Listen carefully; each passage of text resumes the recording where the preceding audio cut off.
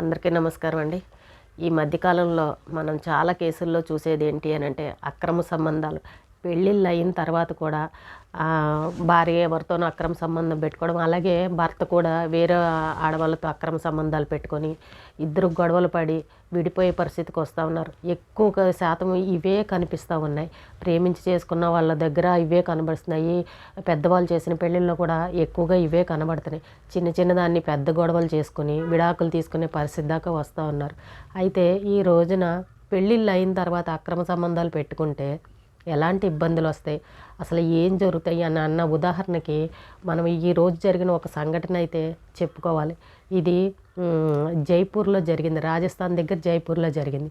ఇది నిజంగా జరిగింది, న్యూస్లో కూడా వచ్చింది. కానీ ఎంతమంది చూసారనేది తెలియదు. కానీ ఇప్పుడు కూడా మనం మాట్లాడుకుంటే ఒక అవగాహన అనేది ఉంటుంది. కొంతమంది ఇలాంటి అక్రమ సంబంధాల్లో ఉండి ఇంట్లో గొడవలు పడుతూ మనశ్శాంతి లేకుండా ఇబ్బందులు పడుతూ కూడా చాలామంది భార్యాభర్తలు గడుపుతూ ఉన్నారు.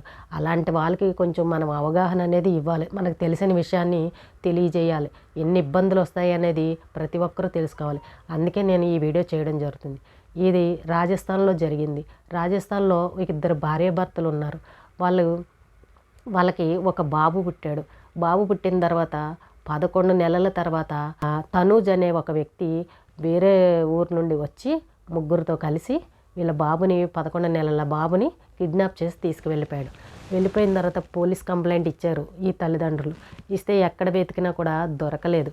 ఈ బాబుని కన్నా తల్లిని అడిగారు, మీకు ఎవరి మీద అనుమానం ఉందా, మీ బంధువుల్లో కానీ తెలిసిన వాళ్ళలో కానీ అని పోలీసులు అడిగితే తనూజ్ అని ఒక అతని పేరు చెప్పింది ఆమె.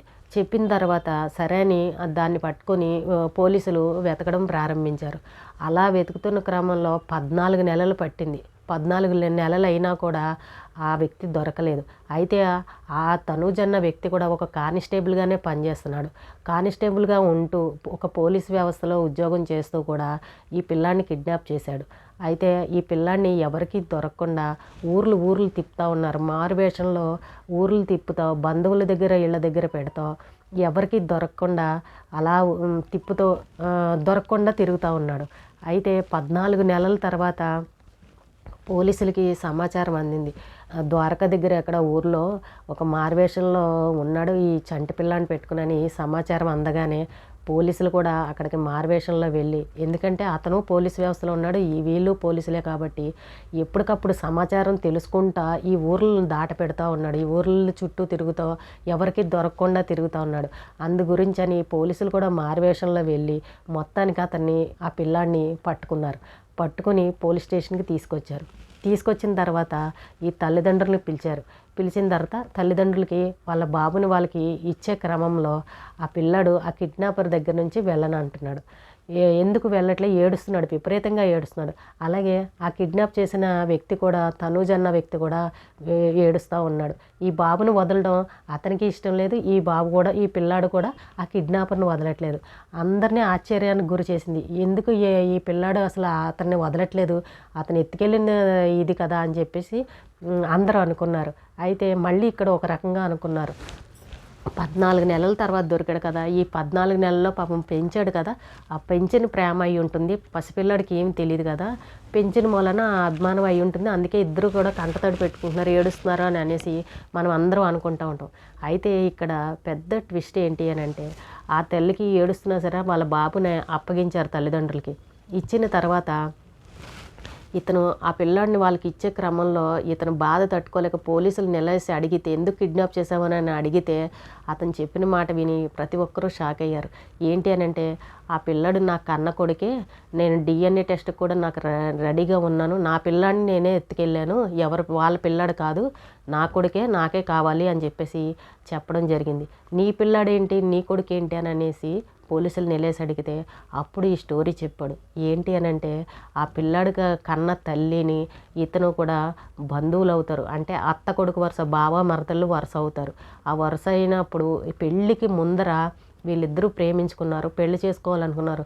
కానీ ఇంట్లో పెద్దవాళ్ళు కొన్ని కారణాల వల్ల, ఏ కారణాల వల్ల మొత్తానికి ఇద్దరికి కూడా వేరే వేరే సంబంధాలు చూసి పెళ్ళిళ్ళు చేసేశారు.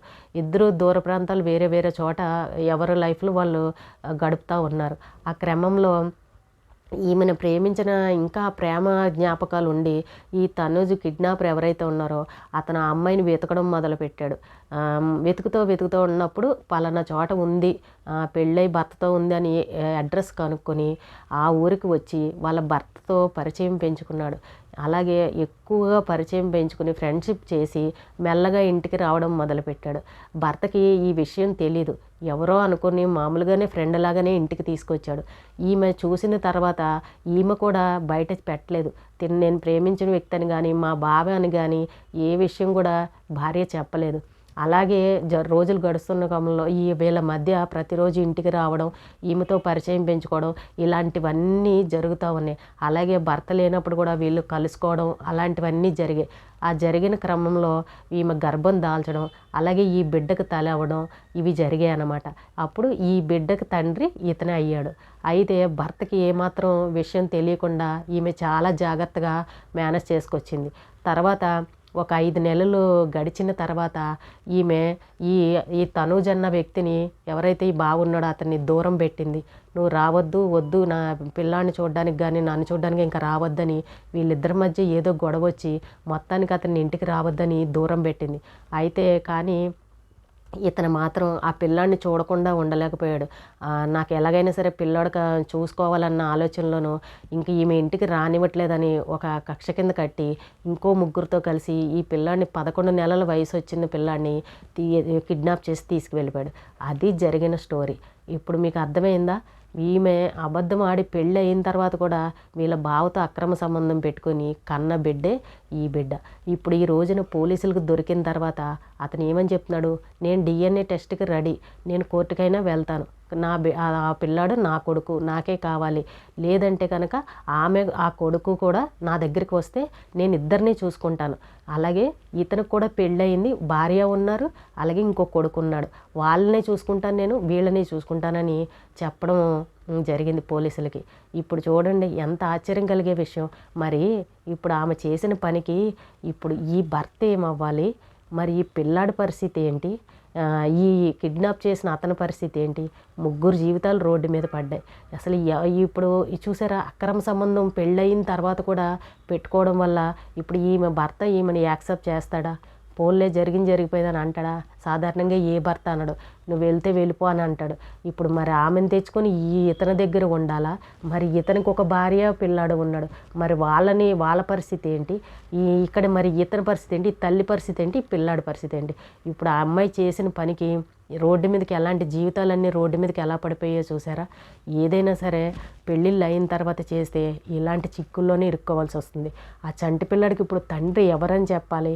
ఆ పిల్లాడు ప్రశ్నిస్తే ఏమని చెప్పాలి? ఇప్పుడు ఆ అమ్మాయిని నిలబెట్టి ఏంటి ఇదని తన భర్త అడుగుతూ ఉంటే, తన బంధువులు అడుగుతుంటే ఏం సమాధానం చెప్పాలి? మరి ఇక్కడ ఇలాంటి వాటికి సమాధానం అనేది ఉంటుందా?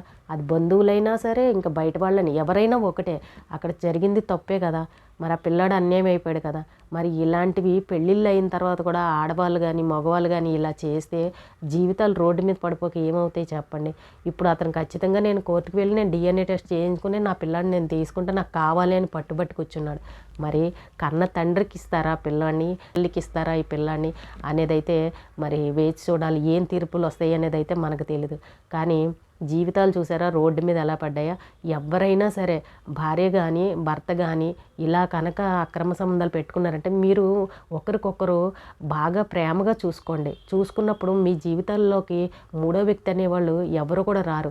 అలాగే ఇప్పుడు మనకి ఏ అనారోగ్యమో వస్తుంది, ఏం చేస్తాం? ఒక టాబ్లెట్ వేసుకుంటాం, లేదంటే డాక్టర్ దగ్గరికి వెళ్ళి చూపించుకుంటాం, ఇంకో మందు మొత్తానికి రకరకాల మెడిసిన్స్ వాడైనా సరే మనకున్న సమస్యని తగ్గించుకుంటాం, వదిలేసుకోం కదా, మళ్ళీ బాగు చేసుకుంటాం మన ఆరోగ్యాన్ని. అలాగే మీ భర్తలో కానీ మీ భార్యలో కానీ ఏమైనా ఇలాంటి చిన్న చిన్న లోపాలున్నా మీరు ప్రేమతోటి ఒక ట్యాబ్లెట్ లాగా పనిచేస్తుంది ప్రేమ అనేది. అలాంటి ప్రేమతోని మీరు మార్చుకోండి. అంతేగాని తిని ఇలా చేసాడని నింద వేసి వేలెత్తి చూపించి నువ్వు పోతే పో అన్నట్టుగా వదిలేసి మీ జీవితాలను రోడ్డు మీద పాడేసుకోకండి. ఇందులో ఎవరు ఒక్కరు తప్పు చేసినా కూడా మార్చుకోవడానికి ప్రయత్నం చేయండి. అంతేగాని ఇలాంటి అక్రమ సంబంధాలు పెట్టుకోవడం వల్ల జీవితాలు బయటపడతాయి. ఏదో ఒక రోజు నిజాన్ని బయటకు వస్తాయి. అప్పుడు పిల్లల పరిస్థితి అన్యాయం అయిపోతుంది. దాన్ని ఎవరు గుర్తించట్లా. ఎంజాయ్ చేసినంతసేపు హ్యాపీగా చాలా సంతోషంగా గడుపుతారు. కానీ ఏదో ఒక రోజున బయటపడుతుంది. అప్పుడు మనం తల ఎత్తుకోలేని పరిస్థితి అవుతుంది. మన జీవితాలకి క్వశ్చన్ మార్క్ లాగా అయిపోతాయి. పిల్లలు అడిగితే సమాధానం చెప్పలేని పరిస్థితి అవుతుంది. కాబట్టి ఎవరైనా సరే తప్పు అనేది చేయకండి. మీరు ఒకరికొకరు ప్రేమగా ఉన్నారు అని అంటే మీ జీవితాలకి మూడో వ్యక్తి అనేది రాదు. ఒకవేళ మీకు ఏమన్నా ఈ ప్రేమించిన వ్యవహారాలు ఏమైనా ఉంటే పెళ్ళికి ముందు ఎవరు ఎన్ని చేసినా కూడా పెళ్ళైన తర్వాత మాత్రం ఒకరి మీద ఒకరికి భార్యాభర్తల మీద ప్రేమను చూపించుకోండి. ఇంకా గత విషయాల్ని అక్కడితోనే వదిలేయండి. పాత జ్ఞాపకాలు కదా అని మళ్ళీ ఇలాంటి కనెక్షన్లు పెట్టుకున్నారంటే ఇదిగో ఈ రోజున ఇలాంటి పరిస్థితులు ఎదురవుతూ ఉంటాయి. కాబట్టి ఏది గతాన్ని గతంగానే వదిలేయాలి. గతం గతహ అని అంటూ ఉంటారు కదా పెద్దవాళ్ళు. అలాగా జరిగిన విషయాన్ని ఆ రోజు అక్కడితోనే వదిలేయాలి. మళ్ళీ మీరు పెళ్ళిళ్ళు అయిన తర్వాత మీ కొత్త జీవితాలను ప్రారంభించాలి. నా భర్త ఇలా చేస్తున్నాడని భార్య వదిలేయకూడదు, భార్య ఇలా చేస్తుందని భర్త వదిలేయకూడదు. వాళ్ళని మార్చుకోవడానికి ప్రయత్నం చేయండి. మీరు ప్రేమకు మించిన ట్యాబ్లెట్ ఇంకొకటి ఉండదు, ప్రేమకు మించిన ఆయుధం ఇంకొకటి ఉండదు. మీరు ప్రేమతోటి ఎవరినైనా మార్చగలరు. ఆ ప్రేమను ఉపయోగించి మీరు ఒకరికి ఒకరికి అనుమానాలు లేకుండా నమ్మకంతో ఒకరంటే ఒకరు ప్రేమగా బతకండి. అలాంటప్పుడు మీ జీవితాలు ఎప్పుడూ రోడ్డు మీద పడవు. పిల్లలకి ప్రశ్నార్థం కాకూడదు ఎప్పుడు కూడా తల్లిదండ్రులు. అలాంటి పరిస్థితులు తెచ్చుకోవద్దు. ఎవరు కూడా విడిపోవద్దు. కాబట్టి ఒక అవగాహన కోసం ఇలాంటివి ఎక్కడైనా జరిగినప్పుడు తెలియజేయాలి. ప్రతి ఒక్కరికి తెలియజేయాలి. కొంతమంది తెలిసి కానీ తెలియక కానీ ఇలాంటి పొరపాట్లు చేస్తూ ఉంటారు. ఆ పరిస్థితులు అలా కారణాల వల్ల కొన్ని జరుగుతూ ఉంటాయి. కాబట్టి కొంచెం అవగాహన కోసం ఇలాంటివి చెప్పడం జరుగుతుంది. కాబట్టి ఎవరు కూడా తెలిసి కానీ తెలియక కానీ ఇలాంటి పొరపాట్లు చేయకండి. పిల్లలు మనల్ని ప్రశ్నించే పరిస్థితి ఎవ్వరూ తెచ్చుకోవద్దు. ఈ రోజుకి ఇదేనండి. రేపు మళ్ళీ కలుద్దాం.